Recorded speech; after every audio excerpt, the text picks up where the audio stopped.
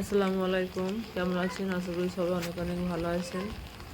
প্রবল বর্ষাতে চারিদিকটা পুরো ডুবে গেছে। এখান থেকে সেই পর্যন্ত একদম পুরো চারিদিকটাই জলে ভরে গেছে। চারিদিকে পুরোটাই একদম জল টপটপ করছে।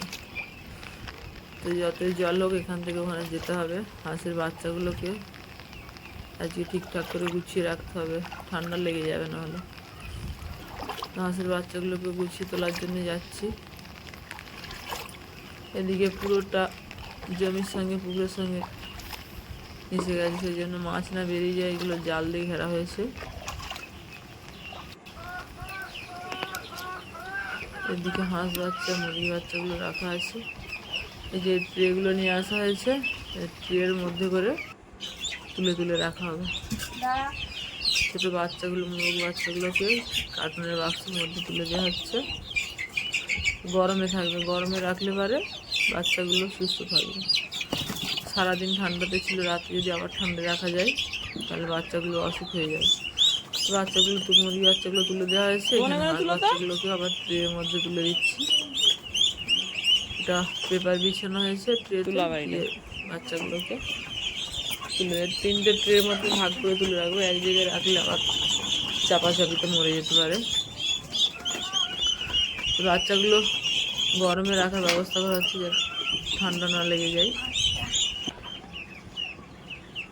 বাচ্চাগুলো অল্প দিনের বাচ্চাই, মাত্র 20 দিনের বাচ্চা হয়েছে। বাচ্চাগুলোর মাথায় চামড়ার লোমগুলো উঠে গেছে, কেন জানি না। যদি আপনার কারো জানা থাকে কী কারণে উঠেছে, যদি প্রবলেম হয়ে থাকে আপনারা অবশ্যই জানাবেন। তুলে দেওয়া হয়েছে, এবার ভালো করে হাঁসের ঘরটা পরিষ্কার করা হলো। এদিকে খুব জোরে বৃষ্টি এসে গেছে, খুব জোরে একদম সন্ধ্যাবেলায় বৃষ্টি এসে গেছে, ঝমঝম করে বৃষ্টি হচ্ছে।